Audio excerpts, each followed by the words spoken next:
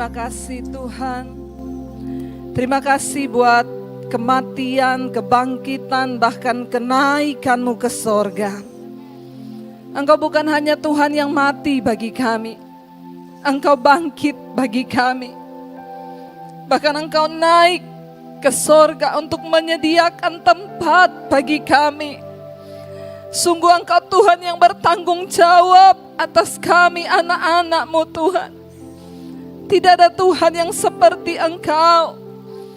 Bahkan Engkau berkata Engkau tidak tinggalkan kami seorang diri. Engkau memberikan Roh-Mu, Roh Kudus-Mu sebagai penolong bagi setiap kami.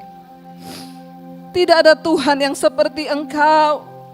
Tidak ada Allah yang seperti Engkau Tuhan. Terima kasih kalau kami masih boleh merayakan kenaikan-Mu ke sorga pada hari ini. Kami tahu Tuhan, ada makna dari setiap kenaikan, ada makna dari setiap apa yang Kau lakukan bagi kami umat-Mu. Kami hari ini bersama-sama beribadah. Karena itu Tuhan, Engkau yang akan menyampaikan isi hati-Mu bagi setiap kami. Hamba-Mu begitu terbatas, tapi kami tahu Roh Kudus-Mu tidak terbatas. Terjemahkan setiap firman-Mu Tuhan bagi kami anak-anak-Mu. Bagi kami yang selalu rindu untuk mencari Engkau, tinggal dalam hadirat-Mu Bapa. Terima kasih Tuhan. Kami buka hati kami bagi firman-Mu di dalam nama Yesus. Kami berdoa dan bersyukur. Mari sama-sama katakan amin, amin. Silakan duduk Bapak Ibu yang terkasih. Kita bersyukur kalau hari ini Tuhan masih mengizinkan kita boleh beribadah ya. Dan memang ini ya suasananya sangat panas sekali saudara ya. Bukan karena AC-nya kurang Pak, tapi memang hari-hari ini panasnya luar biasa. Jadi marilah kita berdoa dan berjaga-jaga. Mari kita baca bersama firman Tuhan, terambil dari Kisah Para Rasul yang pertama.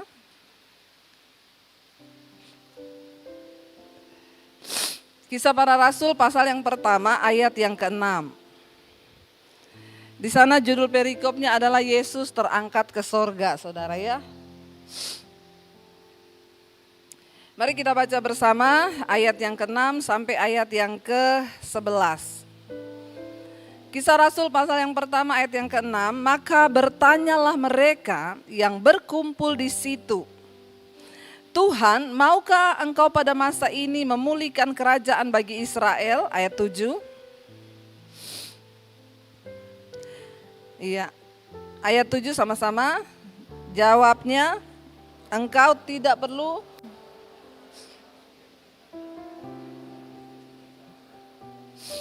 Ayat yang ke-8. Tetapi kamu akan menerima kuasa. Kalau apa? Roh Kudus turun ke atas kamu dan kamu akan menjadi saksiku di Yerusalem, di seluruh Yudea dan Samaria dan sampai ke ujung bumi. Ayat 9. Terangkatlah dia.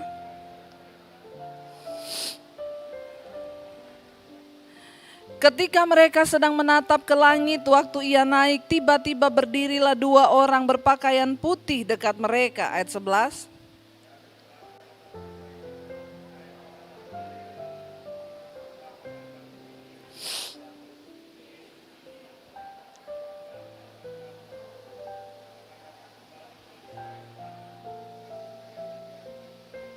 Iya, dari perikop ini saudara kita dapat melihat ada beberapa pesan. Yang pertama saudara, ketika Yesus mau terangkat ke sorga, ada percakapan yang terakhir ya dengan orang-orang yang ada di situ. Firman ini berkata, ayat yang ke-7 tadi, bertanyalah mereka yang berkumpul di situ, Tuhan, maukah Engkau pada masa ini memulihkan kerajaan bagi Israel? Ayat yang ke-7, jawab Yesus kepada mereka, engkau tidak perlu mengetahui masa dan waktu yang ditetapkan Bapa sendiri menurut kuasanya. Saudara, hari-hari ini kita lihat ya, 2 hari ini Israel sedang memanas ya. Dan kita semua juga tahu dan percaya bahwa firman Tuhan pasti akan tergenapi. Kita nggak usah bingung lagi melihat keadaan ini. Saudara bayangkan Israel diserbu lebih dari 1.200-an roket menyerang Israel ya. Sehari kemarin saudara, dan kita melihat 2 hari kemarin ya. Bagaimana ya memang Israel itu punya teknologi yang sangat canggih saudara ya. Sehingga setiap roket yang diarahkan ke sana nggak sampai itu sudah meledak di udara. Tapi kita juga percaya Tuhan turut bekerja di dalam segala hal. Namun ya kita nggak usah bingung, nggak usah heran. Semua yang terjadi hari-hari ini memang sudah tertulis di dalam firman Tuhan. Melihat keadaan ini, mari kita sama-sama buka mata kita saudara. Kita sudah ada di hari-hari yang genting. Bahkan kita nggak tahu apa yang akan terjadi ke depan. Kemarin juga saya menerima kabar yang sangat mengerikan dari Poso ya, di daerah Napu. Itu ada 4 orang dibunuh ya, dan kepalanya dipenggal. Saudara ya, dengan orang yang tidak bertanggung jawab. Kita lihat ini semua terjadi. Dan hari-hari ini firman Tuhan berkata di akhir zaman kita akan dengar berita-berita yang menakutkan. Bahkan Yesus bilang akan ada banyak orang mati karena ketakutan. Belum selesai yang satu datang satu. Bahkan ada yang bilang, Bu, saya dengar katanya virus ini akan ada sampai 4 tahun ke depan, bahkan 5 tahun. Ya, kenapa Tuhan tidak bikin kiamat aja dunia, Bu, daripada membiarkan kita hidup dalam ketakutan? Saya bilang itu bukan urusanmu, kata Yesus. Nggak usah banyak bertanya, lakukan bagian kita, kejar perkenanan Tuhan, hidup dalam kebenaran dan kekudusan, amin. Ini sama kayak pertanyaan mereka, Tuhan, maukah engkau pada masa ini pulihkan kerajaan Israel? Tuhan bilang apa? Ya, enggak usah kepo dengan bahasa sekarang. Engkau tidak perlu urusan Tuhan. Engkau enggak perlu tahu kapan masa dan waktu dari kuasa Tuhan itu bekerja. Bukan bagian kita ngomong, kenapa enggak kiamat aja, Bu? Kalau memang ini mau sampai 10 tahun virus kayak begini, kita hidup enggak bebas dan lain sebagainya. Kita hidup dicekam dengan ketakutan, ya enggak usah takut saudara. Hari-hari ini kita harus meningkatkan sistem imun dan sistem iman. Terima kasih Pak, Tuhan berkati.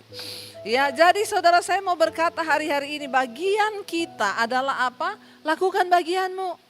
Ya, kejar perkenanan Tuhan. Ya, dan persiapkan diri sebaik-baiknya. Kita nggak pernah tahu mati itu datang kapan. Amin apa amin. Ya, bagian kita itu pokoknya siap-siap aja hari-hari ini. Tapi Yesus berkata begini, ayat yang ke-8.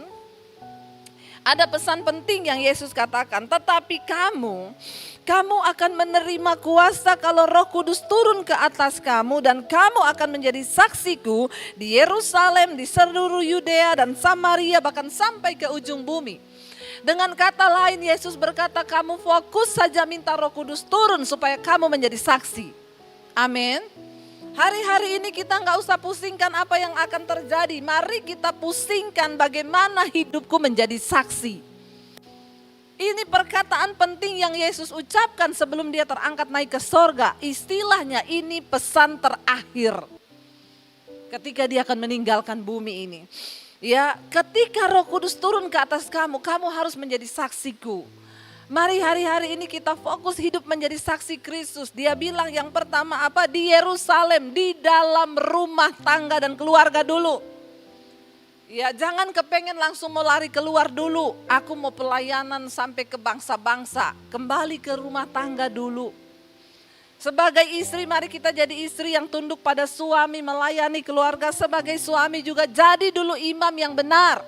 Setelah itu baru saudara bisa menjadi saksi. Semua dimulai dari dalam. Karena kenapa? Kalau dari dalam tidak benar, omong kosong, engkau bisa menjadi berkat bagi bangsa-bangsa. Amin. Jangan jadi orang Kristen yang pura-pura dan hidup dalam kemunafikan.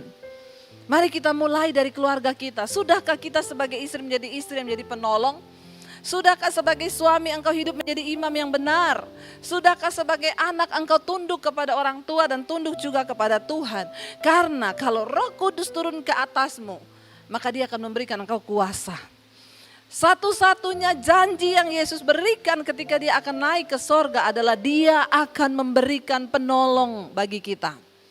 Aku tidak meninggalkan engkau sebagai yatim piatu. Aku akan memberikan roh itu kepadamu. Dia bilang kepada murid-muridnya apa? Adalah terlebih baik kalau aku pergi. Kenapa? Karena kalau aku tidak pergi, penghibur itu tidak akan datang kepadamu. Tapi kalau aku pergi, Roh Kudus akan turun ke atasmu. Saudara, saya berdoa supaya kita semua yang tempat ini mengalami lawatan Roh Kudus. Kenapa? Kalau Roh Kudus turun atas seseorang, dia akan menginsyafkan dunia akan dosa, kebenaran, dan penghakiman. Saudara tidak bisa mengubah anakmu dengan kekuatanmu. Engkau tidak bisa mengubah suamimu dengan kekuatanmu. Engkau tidak bisa mengubah istrimu dengan kekuatanmu. Hanya Roh Kudus yang sanggup mengubah manusia. Kenapa kita perlu Roh Kudus? Kenapa dunia ini perlu Roh Kudus? Karena Roh Kuduslah yang sanggup mengubah orang. Saya kemarin melayani ada seorang dokter muda, saudara. Dia itu tiba-tiba minta dibaptis. Bu, saya pengen baptis ya. Dia juga mengikuti khotbah-khotbah saya. Dan akhirnya ya setelah melewati pergumulan, lalu akhirnya dia ya dibaptis, saudara. Ya, saya datang ke rumahnya dan orang tuanya bersaksi kepada saya, Ibu, ya jujur kami itu kaget dengan perubahan anak kami ini. Anak kami ini dulu anak yang kasar, egois, nggak bisa ditegur. Dia itu pokoknya benar sendiri. Pokoknya apa yang dia mau harus tercapai dan semua yang dia inginkan harus dia dapatkan. Orangnya itu kalau ngomong nyelekit dan dia suka berantem dengan adik-adiknya. Tapi kami bingung. Ketika Tuhan menjamah, ketika Roh Kudus menjamah, Ibu tahu dia tiba-tiba minta maaf kepada semua yang pernah dia lukai. Hari ini omongannya lemah lembut. Setiap hari dia bagikan firman. Setiap hari dia menasehati adik-adiknya dengan firman. Siapa yang bisa melakukan itu? Hanya Roh Kudus, saudara. Tidak ada orang lain. Orang tuanya bilang sama saya, kita dulu bingung mau nasehatin dia. Sombong banget karena memang dia pintar sekali. Ya, dia setiap sekolah lulusannya terbaik, nilainya tinggi, saudara. Seorang dokter, wanita, cantik. Ya, sombongnya minta ampun, tetapi kemudian dia mengalami lawatan Roh Kudus. Berubah hidupnya. Sekalipun Anda Kristen, kalau engkau tidak dijamah Roh Kudus, engkau tidak bisa berubah. Mengapa Yesus bilang, aku akan mengirimkan seorang penolong penghibur itu bagimu. Karena ketika Roh Kudus turun atas seseorang, dia akan menginsyafkan kita akan dosa, kebenaran, dan penghakiman. Mari kita minta, saudara. Kita bisa baca sama-sama di dalam Yohanes pasal yang ke-14. Injil Yohanes pasal 14 ayat yang pertama. Yesus berkata di sana begini, saudara. Janganlah gelisah hatimu, percayalah kepada Allah dan percayalah juga kepadaku. Ayat yang kedua, di rumah Bapakku banyak tempat tinggal. Jika tidak demikian, tentu aku mengatakannya kepadamu. Sebab aku pergi ke situ untuk apa? Menyediakan tempat bagimu. Yang kedua, apa makna dari kenaikan Kristus? Dia pergi naik ke sorga untuk apa? Menyediakan tempat bagi saudara dan saya. Saudara, dunia ini bukan tempat kita yang sesungguhnya. Karena itu tidak usah terlalu mati-matian untuk dunia. Amin. Jangan mengejar dunia ini dengan segenap kekuatanmu. Karena Alkitab berkata yang ada dalam dunia ini hanyalah keinginan daging, keinginan mata, dan keangkuhan hidup. Dan itu semua bukan berasal dari Bapa tetapi dari dunia. Dan barang siapa yang ingin mengejar dunia ini, maka dia akan kehilangan ya panggilan sorgawi itu. Ayat ini berkata, Yesus bilang jangan gelisah hatimu. Hari ini siapa yang lagi gelisah? Apa yang sedang saudara gelisahkan? Yesus bilang jangan gelisah hatimu. Percayalah kepada Allah dan percayalah kepadaku. Apa yang harus kita lakukan? Bagian kita hanya belajar mempercayai Tuhan dan janjinya. Jangan gelisah. Amin. Jangan gelisah, saudara. Dan memang hari-hari ini rasanya kita digelisahkan. Semua orang menjadi gelisah, tetapi Tuhan bilang jangan gelisah hatimu. Kenapa? Karena di rumah Bapakku banyak tempat. Siapa yang pengen pindah ke rumah Bapa? Ya tentunya bukan sekarang. Ya, kalau semua pengennya sekarang bahaya saudara ya. Tapi kita semua merindukan yang namanya rumah Bapa. Di sana tidak ada air mata, tidak ada tangisan lagi, tidak ada kecewa, tidak ada takut. Di rumah Bapakku banyak tempat, kata Tuhan. Ya, nanti kita semua punya kapling di sana. Makanya bagian kita jangan gelisah, jangan takut, kejar perkenanan Tuhan. Supaya kita dapat kapling di sana, amin.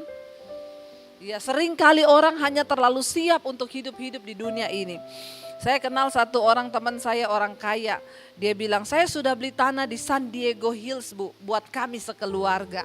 Jadi sudah disiapkan 5 lobang. Buat suami, istri, 3 anak. Saya cuma tanya gini, Bu, jangan siapkan lobangnya. Tapi siapkan hidupmu. Udah siap belum kalau dipanggil Tuhan? Bingung ya saya lihat orang ya. Ya karena duitnya udah gak tahu mau buat apa saudara. Berebut beli tanah di San Diego Hills. Tapi sudahkah hidupmu siap? Jangan buru-buru beli lobangnya. Amin. Hampir semua orang kaya sudah punya kapling di San Diego Hills. Pertanyaannya, engkau punya kapling gak di rumah Bapa? Jangan GR. Berapa per meternya? Ya, di rumah Bapa itu harganya dibayar dengan perkenanan Tuhan. Ya, dengan kita cari perkenanan Tuhan, merendahkan diri di kaki Tuhan dan berkata, Bapa, aku ingin matikan keakuanku supaya aku dapat perkenanan-Mu, supaya aku mendapat tempat di rumah Bapa. Tidak sembarang orang bisa masuk ke sana. Kalau di San Diego Hills aja gak semua orang bisa kan.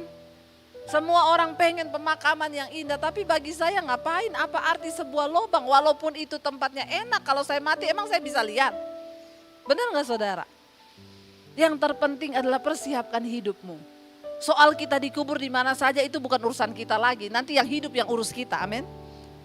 Jadi gak usah buru-buru hidup soal lubang kuburmu, baju matimu, biarin aja itu nanti yang hidup. Manusia itu ya, kita lahir, waktu kita lahir dia dibantu sama orang lain. Kita dikasih nama, yang ngasih nama orang lain.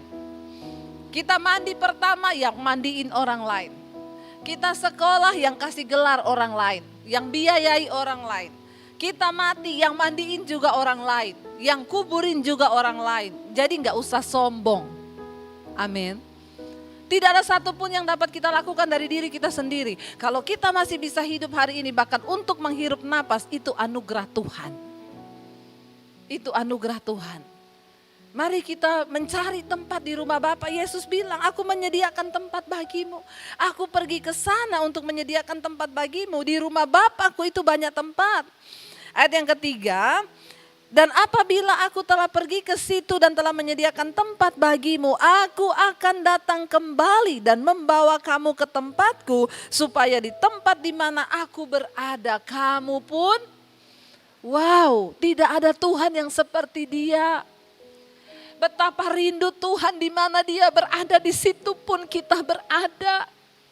Jadi kalau hari ini engkau merasa sendiri, engkau merasa Tuhan mungkin jauh dariku, kenapa Dia gak peduli? Hei, dengar baik ayat ini, Yesus berkata, aku pergi menyediakan tempat bagimu supaya di mana aku berada, kamu pun juga berada di situ. Gak ada Tuhan yang seperti Yesus, yang selalu rindu bersama-sama dengan kita, anak-anaknya dan umatnya. Pertanyaannya, apakah engkau juga rindu berada bersama dengan Tuhan? Bukan cuma nanti satu saat kelak ketika kita mati. Tapi selama kita hidup sekarang, apakah engkau rindu Tuhan bersama-sama dengan engkau? Apakah kita mau jadi orang yang berkata, Tuhan pegang tanganku. Jangan pernah merasakan Tuhan tuh jauh. Kemarin ada orang kirim kesaksian ke saya, Bu. Saya mau bersaksi, Bu. Beberapa waktu yang lalu saya merasa Tuhan itu jauh. Saya merasa hidup saya hancur. Saya merasa semuanya sudah tidak ada harapan. Dan saat itu saya ingin mengambil keputusan untuk pindah ke agama yang lain. Karena saya juga melihat orang-orang juga tidak peduli dengan saya. Orang-orang seagama, keluarga gak ada yang peduli dengan saya. Tapi satu malam saya mimpi, Bu. Saya didatangi oleh orang yang berpakaian putih. Lalu dia berkata, jangan pernah tinggalkan aku. Engkau merasa aku tidak menyertaimu, tetapi aku ada bersamamu. Jangan sampai engkau kehilangan hidup yang kekal itu. Aku Tuhan yang mengasihi engkau. Lalu dia terbangun, saudara. Saat itu dia menangis. Dan dia bilang kepada saya bersyukur menemukan khotbah-khotbah ibu. Dan sampai hari ini saya kuat, Bu. Saya tidak ragu lagi. Dan saya sudah berhenti mengasihani diri saya sendiri. Dan tidak ada lagi perasaan bahwa Tuhan tidak beserta dengan saya. Hari ini saya percaya Tuhan beserta dengan saya. Saudara, bukan cuma itu. Yesus juga berkata, dia rindu pergi ke sorga untuk menyediakan tempat bagi saudara dan saya. Dia rindu supaya di mana dia berada, kita pun juga berada di sana. Karena itu saudara, kalau kita kembali tadi di Kisah Para Rasul yang pertama, ketika Yesus sudah terangkat naik ke sorga, ayat 9, Kisah Rasul 1 ayat 9. Sesudah ia mengatakan demikian, terangkatlah ia disaksikan oleh mereka dan awan menutupnya dari pandangan mereka. Ayat 10, ketika mereka sedang menatap ke langit, ya, waktu itu tiba-tiba berdirilah dua orang yang berpakaian putih. Saya bisa membayangkan itu sebuah pemandangan yang sangat spektakuler melihat Yesus naik. Wow. Lalu dua orang yang berpakaian putih itu berkata kepada mereka, hai orang Galilea, mengapakah kamu berdiri melihat ke langit? Yesus ini yang terangkat ke sorga meninggalkan kamu, akan datang kembali dengan cara yang sama seperti kamu melihat dia naik ke sorga. Satu saat ketika Yesus datang kembali ke dunia ini, semua mata akan menyaksikan kedatangannya kali yang kedua. Mari kita sama-sama mempersiapkan hidup kita untuk menyambut kedatangan Yesus di kali yang kedua. Saudara, kita nanti akan memasuki perjamuan kudus. Saya undang para imam musik untuk maju ke depan. Saudara, kita percaya Yesus yang berjanji akan datang menjemput kita. Kita tidak pernah tahu kapan, tapi ayat firman Tuhan Yesus berkata, aku akan datang seperti pencuri. Artinya apa? Gak ada yang tahu. Bisa jadi nanti malam, bisa jadi bulan depan atau tahun depan. Bagian kita, mari kita persiapkan hidup kita. Mari kita minta kuasa Roh Kudus penuhi kita. Mari kita sungguh-sungguh berjaga di dalam iman kita. Dan mari kita mau katakan, Tuhan, kami membuka hati bagi kuasa Roh Kudus-Mu. Mari kita bangkit berdiri bersama saudara. Terima kasih Tuhan. Kami minta Roh-Mu yang kudus penuhi hidup kami. Kami minta Bapa, apa yang Engkau janjikan. Kita naikkan pujian yang tadi, Roh-Mu yang hidup penuhi kami Tuhan. Sambil kita persiapkan hidup hati kita untuk masuk perjamuan. Datang pada Tuhan, katakan.